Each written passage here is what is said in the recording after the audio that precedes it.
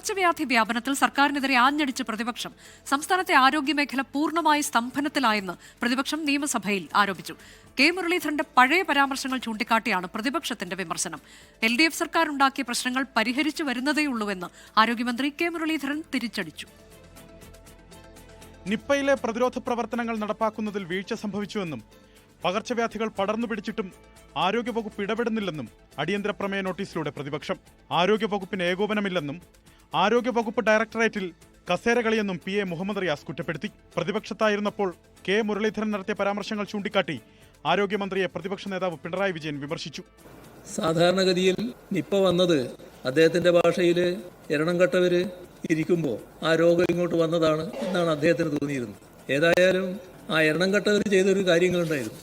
അത് ഇവിടെ മരണപ്പെട്ടവരുടെ എണ്ണം ആ വർഷത്തത് അദ്ദേഹം എടുത്ത് ഉദ്ധരിച്ചപ്പോൾ സർ അപ്പുറത്ത് കൈയടിക്കുന്നത് കേട്ടല്ലോ. അത് എണ്ണം കെട്ടവരായതുകൊണ്ടല്ല, ആ രോഗത്തിന്റെ മാരകമായ പ്രകടനശേഷിയാണ് അത് കാണിക്കുന്നത്. കഴിഞ്ഞ 5 വർഷത്തെ റീൽസും വീണമീട്ടലുമാണ് ആരോഗ്യവകുപ്പ് നേരിടുന്ന പ്രശ്നമെന്ന് പ്രതിപക്ഷത്തിന് ആരോഗ്യമന്ത്രി കെ മുരളീധരന്റെ മറുപടി. വിവിധ വകുപ്പുകളുടെ ഏകോപനം ഉറപ്പാക്കിയെന്നും പ്രതിരോധ നടപടികൾ സ്വീകരിച്ചു വരുന്നുവെന്നും കെ മുരളീധരൻ പറഞ്ഞു.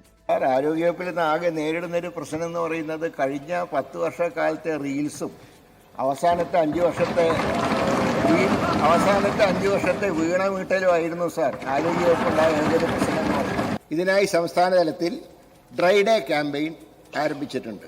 എല്ലാ വെള്ളിയാഴ്ചകളിലും വിദ്യാലയങ്ങളിലും, ശനിയാഴ്ച സർക്കാർ ഓഫീസുകളിലും, ഞായറാഴ്ച വീടുകളിലും ഡ്രൈ ഡേ ആചരിക്കുന്നതിനുള്ള കലണ്ടർ പുറത്തിറക്കിയിട്ടുണ്ട്.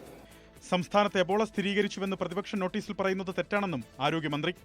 അടിയന്തര പ്രമേയത്തിന് അവതരണാനുമതി നിഷേധിച്ചതോടെ പ്രതിപക്ഷം സഭ വിട്ടിറങ്ങി. 24 തിരുവനന്തപുരം.